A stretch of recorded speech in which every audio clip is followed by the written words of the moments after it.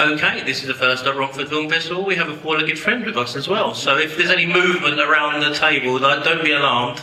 Okay, so I'm here with the filmmakers behind Keep Young and Beautiful, a short film that played earlier, just before the feature film. If you'd like to just introduce yourself, starting at this end, and your role within the film, please. Okay, I'm Farahadi, and I wrote it and I produced it, and I played Mark in it. I'm Simone, and I played what's her name? Scotland. Loretta. I'm Melanie Masson, and I played part of Oscar, and I wrote and sang the theme tune. Nice. Let's start, sort of go back to the beginning. How did you get into this industry of making films? How does your story get to this point where we are now? Oh gosh, okay, well, God, that's a really, really long story. We're trying to shorten that down. I mean, basically, I was an actor, and the roles that I was getting didn't reflect any of my experiences. I had a very colourful life, and I was getting roles that just were so one-dimensional, as I think so many people can feel. And I got a bit tired of myself going about that, and decided to start writing and making my own stuff. Because I wanted to, put the voice out, basically. Wanted to see the films that you'd want to see yourself. Yeah, I wanted to, I think as women, there's so much material out there that doesn't really reflect us in the slightest. And, predominantly there's been, it's been very male dominated. And it's just really important that women are out there making films as well and talking about their own experiences and putting those into films. So how do we find you in this moment? So Liz also... Can't hear her. I can't hear. Can't hear you guys. Okay, so Liz also runs a film festival, and I submitted a film I wrote and directed a few years back. But I think I also met Simone before that. Yeah. Yes. And then I was invited to read the script and loved the script and was delighted to be invited to play Loretta. So, it was all shot in one day. We met up with Neil Marshall, who directed it, and we had a little read through, and it was a fun experience. And so great to see it again. This really makes me laugh. It's well written. Well done. Well, I think it's a really good example of a real creative, collaborative experience. I've done this for a very long time, Simone for a very long time, even longer time. We went to drama school together actually, and it was a real meeting of minds. And Liz has always written amazing scripts. I mean, when I first met her, she'd always been writing scripts and always doing films. And then the opportunity to be involved in this came up. And I was actually on tour at the time. I was doing a musical called I'm Over the Gentleman, which was the stage adaptation of the movie. And Liz said, it's all going ahead, Neil Marshall's directing it, and we're doing it on this day, and blah, blah, blah. And I was in Liverpool, I think, or something like that. I said, you have to be in London tomorrow. So I had written the song a few weekends before, because she gave me like 2 weeks' notice to write the soundtrack. So film, all the budget. Luckily I worked fast. I'd written the song, and she very kindly scheduled the day of filming and the day that I had a matinee in Liverpool.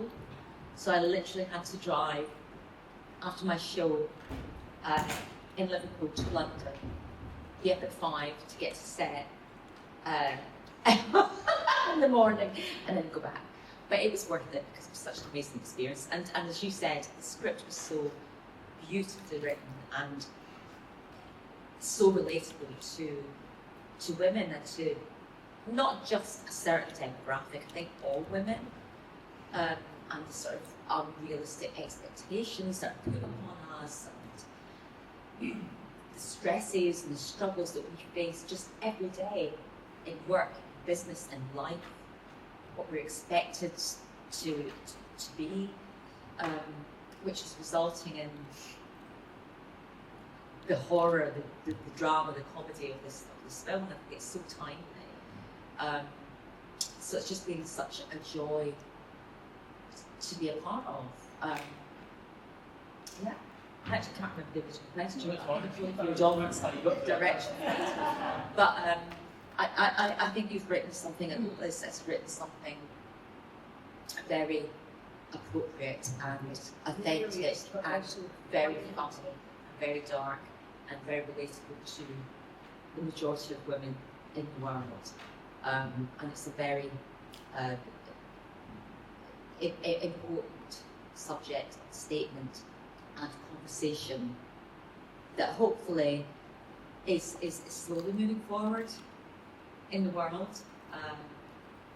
But more steps need to be taken. But I think things like this, especially with media, film, music, and anything artistic, I think speaks volumes and seems to connect with people. I think it's the perfect example. I think it's absolute genius. Yeah, I was going to ask if all of you, I'm guessing, have kind of experienced the themes that this film is talking about.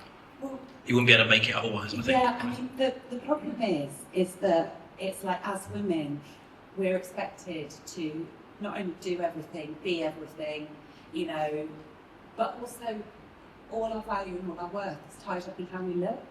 And this is put out and made something that as young girls you grow up, I mean, you look at like kids now, like 18, 19, getting Botox and stuff, because there's this insane pressure that it's all about how you look. And there's a very real problem here where the screen representation of women stops at 45.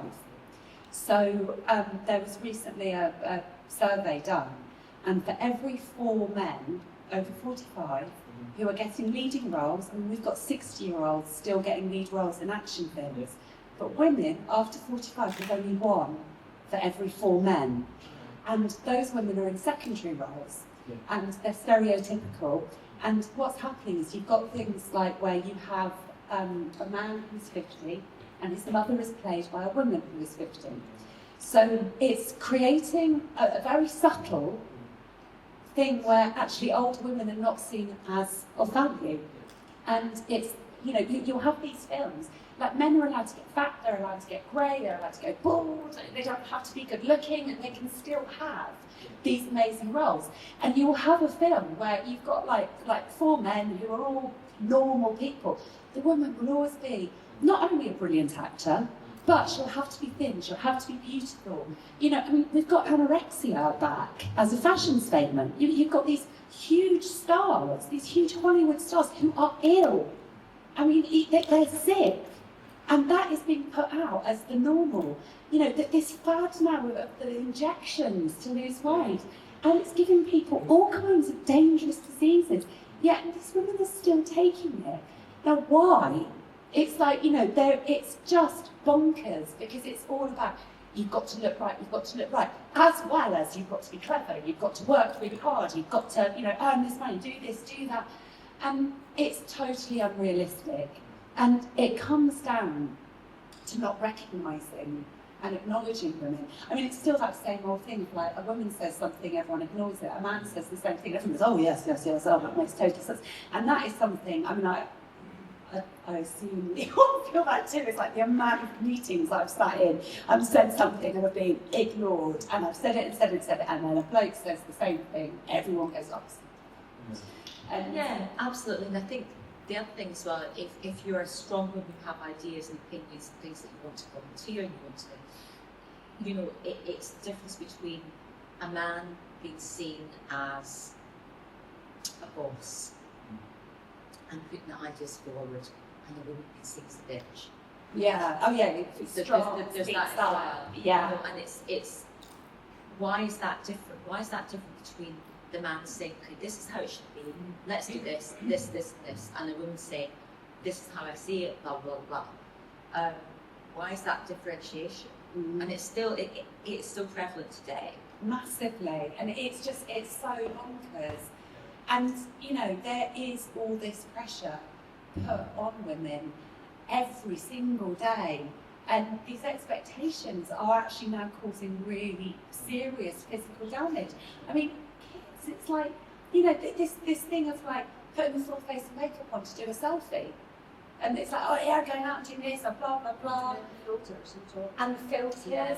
I mean, there was a girl who had filtered her face so much, she got agoraphobia. She wouldn't leave the house because people didn't know who she was, because she's putting all this stuff out. And this is happening all the time. It's creating mental illness, you know, mental health illness. And it's something that needs to be looked at, but it's still not being. You know, it still isn't, because the people that are being, you know, the older women that are being hailed as being wonderful, I mean, like, what's the film with Demi Moore? The Substance. The Substance. Yeah. And that was supposed to be a film that was meant to be calling out the double standards in Hollywood. But instead, we had a woman who's going like, oh, I'm 60, and, you know, stuff like that. She looks 20. There's nothing real left of her. She's completely, you know, it's completely, and women are like, oh, that is, at 60, that's the bar, that's how I'm supposed to look, and if I don't look like that, there's something wrong with me. And, you know, it's not okay. It really isn't, it's not okay. And it's become so normal now, Botox and all these unregulated poisons and toxins that are being put into people. And down the track, what are the consequences? I mean, I was told the other day, when we get this right, that Botox now, there's been neurological problems, because how it works, and this is totally untechnical, but you know, it freezes the nerves to stop the wrinkles. But that actually is now having effects on people, so that they're losing, you know, that they're not able to function normally. It's making them disabled. I mean, it's just like, what? How is this happening? And why is this being allowed to happen? Why is this, you know, getting more and more and more prevalent and normalised? Like, it has become so normal. People that are speaking out about, like, oh, you know, this shouldn't be happening. Oh, I have a bit of Botox, so Botox is nothing. You're like, no, it's a dangerous chemical. It's a poison, and it has long-term effects. So in the film then, I mean, I'm not expecting you to know all the answers, obviously, but in terms of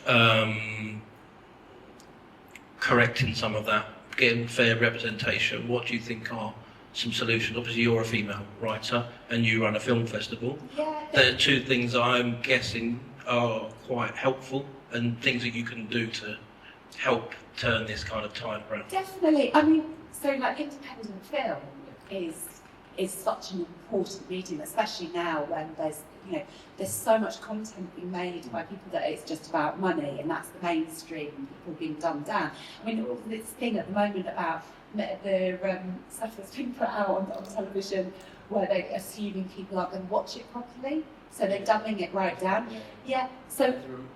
There's the thing, isn't there, like Netflix, they have to keep reminding you of the plot because people are reading their phone at the same time. So every 20 minutes you have to be reminded what happens. And the second screen thing, which is really important now, which is, if you're writing something for something like Netflix, it has to be not everything, but I believe there's this second screen phenomenon where it's got to be entertaining and interesting, but not too complicated, where if you're on your phone and you're scrolling, you can still keep up with plot. So that's the kind of second screen. Yeah. Which is it's crazy. It's crazy, and that's why like indie film is so important, because as indie filmmakers, we can make stuff and we can tell the real stories. And film festivals like your film festival, like mine as well, is, you know, that's a platform that we can give to people to get these films out there. And it's really important that we get audiences in and get them to actually see this, because a lot of people aren't aware of it. I mean, it's like the 4 men to 1 woman. I only know that because, I only know about that now because there was the survey done. And I looked at it, I'm like, I felt that, but I hadn't known it. But when you get the facts back, but most people don't look at that information. And so they're kind of lost in the sea of it. So it's really about speaking up. It's about getting these things out there. But it has to be got out. I mean, our young women that are growing up that are just like on Instagram and not getting these messages. It's a really tricky one, you know, it's a really tricky one because it's being normalised. So I don't really know the answer. Film is always something that I think is such a powerful message and a powerful forum. We've got to keep indie film alive. We've got to fill up the cinemas and get people along and get them in and really, you know, start telling stories that people can relate to and understand, rather than just dumbing people down and going, oh yeah, just watch that content and you can only be happy if you're rich and pretty. You know, it's... We need to get the equipment next door for another Q&A, but let's talk. Sorry, we're running over in that screen. What are you each working on next? Do you want to start at the far end? What's your next project? What kind of things are you putting away? I've got to be careful with what I say. It sounds very cloak and dagger and mysterious, but I have just written a West End musical with a very famous, iconic pop star.